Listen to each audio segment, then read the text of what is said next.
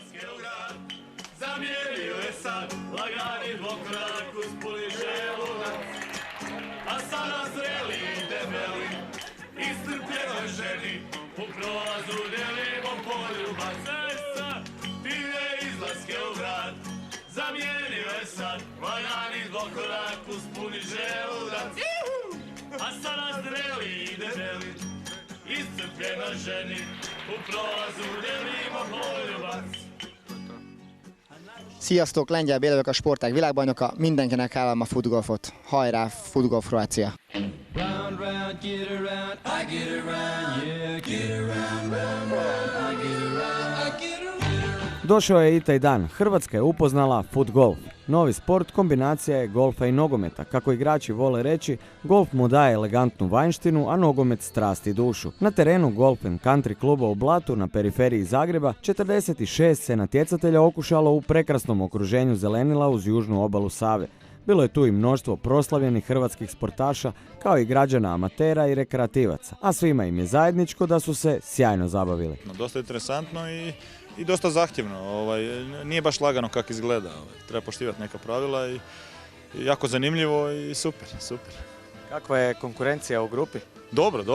Dečki su igrali nogomet, mlade snage, tehničari svi rezonski pucaju, tako da je dosta teško. Ima taj jedan određeni broj udaraca koji su ti potrebni za tu rupu i više manje je to tu.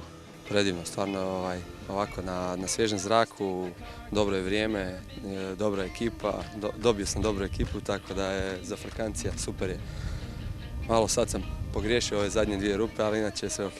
Pa iznenađujuće dobro, jer nisam znao pravila koja je većina, jer golf baš i nije toliko popularan kod nas, ali moram reći stvarno super sport.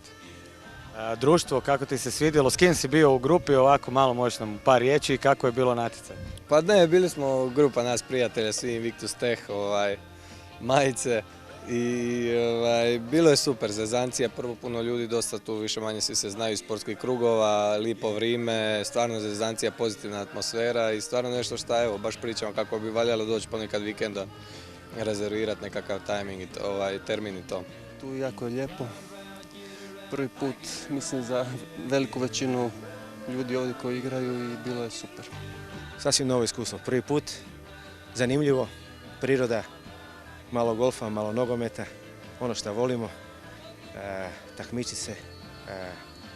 Imamo priliku biti sa svjetskim prvacima u grupi, pa evo pokušat ćemo ih dostići, probati dostići. Pa fenomenalno, evo. Za Frkancija od prve do zadnje rupe, stvarno tu u prirodi, stvarno nešto novo i stvarno nešto predivno. Korab, tvoj prvi dojam? Pa za mene to prvo nisam očekivao uopće o čem se radi, šta, iznenadilo je, moramo pohvaliti projekt i cijelu priču i evo mogu reći već smo tu skoro pol dana, ali uopće nam nije dosadno i još se veselimo ostalim događanjima. Vjerujemo da se slažete kako je raspoloženje, ama baš svima bilo na visini, te kako su dojmovi sjajni, a presretni su bili i organizatori na čelu s predsjednikom naše futgolf udruge Josipom Gaurinom. Pa ovo je fantastično, zapravo nismo se nadali da će biti ovako lijepo i baš kad gledam ljude kako igraju, kako se zabavljaju, znam da smo na dobrom putu da to bude u Hrvatskoj nešto pozitivno, nešto novo i nešto malo drugačije. Sport je ovo koje je sve popularnije u svijetu, a pravila su utvrđena 2009. u Nizozemskoj na inicijativu bivšeg Ajaxovog nogometaša Thea Jansena. Evo nekoliko riječi o pravilima. Pravila su golferska, znači igra se par 3, par 4, par 5. Palica je zamijenjena naravno nogom, stopalom. Što se tiče rupe su 53 cm i evo, jedna lijepa i savršena igra. Jednostavno, zar ne? A društvo iz organizacije moralo je i skepticima dokazati da će Hrvatska prigrliti i ovaj sport. Tako je svoje mišljenje vrlo brzo promijenio još jedan natjecatelj, nekadašnji nogometaš Zaprešićkog Intera i Segeste, Mario Tuta. Da, moram priznati, bio sam jako skeptičan kad sam dobio poziv da sudjelujem u ovakvoj jednoj, ajmo reći, manifestaciji sportskoj.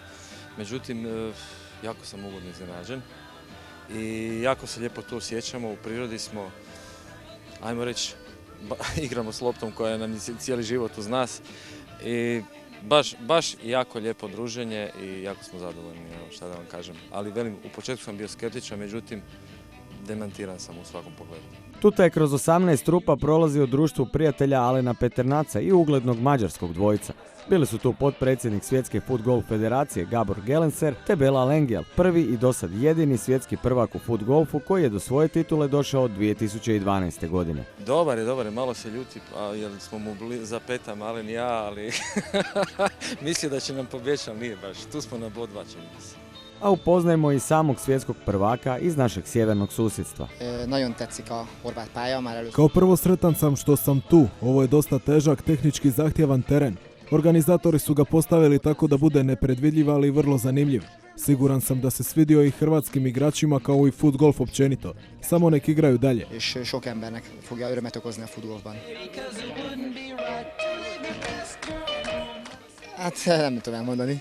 Tehát megmondom őszintén, amióta világbajnok lettem, azóta... Naravno da me to čini sretnim, no ono što me najviše veseli je što sam prije 4 godine uopće upoznao ovaj sport u Mađarskoj. Nakon toga sam postao prvakom na prvenstvu održanom baš u mojoj zemlji, a to mi je dalo novi zadatak. Moram biti ambasador foot-golfa, promicati ga svugdje jer to je, bar za mene, najbolji sport na svijetu. Én úgy gondolom, hogy mind nagykövet, mint az, hogy világbajnok, az egy és ugyanaz, mert megmondom őszintén, az a lényeg az egésznek, hogy mindenki szeresse ezt a sportágat, és mindenki megismeri ezt a sportágat. Nekem ezt jelenti. Na terenu se nadmetao s Peternacom i Tutom, a nas je zanimalo koja su najpoznatija imena s kojima je zaigrao foot-golf. A világbajnokság után volt szerencsém Hollandiába elmenni egy ilyen versenyre, ahol a két Boer, Frank de Boer, Ronald de Boer. Nakon prvog svjetskog prvenstva imali smo čast biti na turniru u Nizozemskoj gdje su nastupala slavna braća de Boer, Ronald i Frank, te Roy Mackay. Tako da su to najslavnija imena s kojima sam igrao, no sad sam upoznao i mnogo hrvatskih zvijezda iz raznih sportova što me posebno veseli. I nadam se da ću i dalje ponekad zaigrati sa slavnim sportašima. Én megmondom őszintén, remélem, hogy minél több olyan emberrel fog találkozni, aki olyan játékos volt, aki örömmel lesz játszani a futgolf. Uz Lengjela oduševljen je bio i drugi čovjek svjetske foot-golf organizacije. It was amazing, guys. Really I would like to thank you for... Bilo je nevjerojatno i zahvaljujem vam se što ste nas pozvali u Zagreb i u ovaj sjajan golf klub. Hvala i Josipu, Petri, Mariju, Tomi i svima ostalima koji su omogućili održavanje ovog premijernog foot-golf turnira u Hrvatskoj. Još jednom posebna zahvala i golf klubu koji nam je ustupio teren. Bilo je stvarno prekrasno. For the golf club to give us the course. It was amazing. Pitali smo ga i za poneki savjet igračima u Hrvatskoj. Lots of practice. This is, I think, most important part. Najvažnije je mnogo vježbati foot-golf, to je prioritet. Uz mnogo vežbe dobit će i sve bolji osjećaj za igru, a onda će s time doći i veća uspješnost. Sada vam je jasnije zašto su u foot-golf zavoljele i svjetske nogometne face poput spomenute braće de Boer i Mackaja, ali i Juana Verona, Tore Andre Floa, Davida Beckhama, Wayna Rooneyja ili pak Cristiana Carembea, Gonzala Higuaina te Jean-Pierre Papena. Naši su se sportski asevi također dobro snašli, a bilo je i puno smijeha i šale. Pa dobro, mislim da dosta dobro. Ne znam, imam neki 4 pokušaja za pogodak rupe, ali mislim da mi unutar nekih 4, 5, 6, nekih 8, onda uspijemo to pokriti. Loše gađaš rupe. Pa da, ali ti treba pogodim inače. I svi su redom rekli kako će ponovo doći na foot-golf. Mi smo već tu usput kako se igramo po ovim terenima, pa već se dogovaramo, znači tu 5-6 naših bivših nogometaša da dođemo tu s familijama jedan dan, pa djeca nek se igraju, a mi ćemo malo igrati ugodno s korisnim.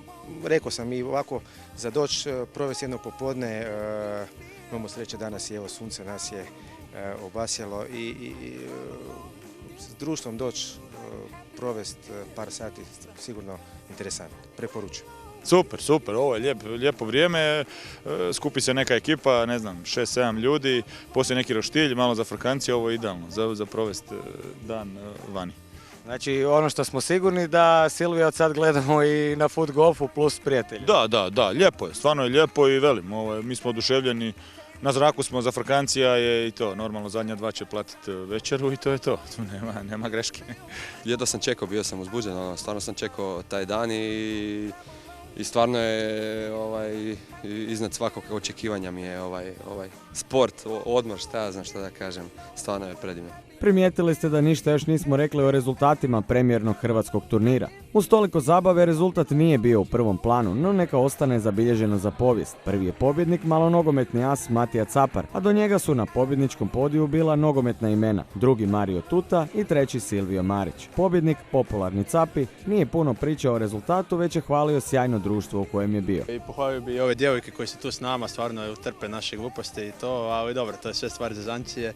Ne, stvarno je, kažem, vidim da se odazove veliki broj ovih poznatih sportaša i drago nam je biti u toj grupi ljudi. I za kraj, kako će FUTGolf ići dalje? Ove godine se organizira 7 turnira koji će se bodovati i negdje krajem 9. mjeseca bi se trebao održati završno natjecanje gdje ćemo dobiti prvoga prvaka Hrvatske u FUTGolfu. Zasad je ovaj novi sport u nas dostupan samo na golf terenu u Blatu, no ne sumnjamo da će nakon uspjeha premijere svoja vrata FUTGolferima otvoriti i neki drugi tereni. Jer to je sport i rekreacija za svakoga, pa bi ime prvog hrvatskog šampiona kojeg željno iščekujemo moglo biti i primjerice Robert Prosinečki ili Alen Peternac, a možda to možete postati upravo vi. Stoga dođite i zaigrajte, jer to vam sugerira vaš i naš rukometni doktor Zlaja. Ja sam Zlatko Horvat, hrvatski rukometni reprezentativac i obavezno morate probati FUTGolf.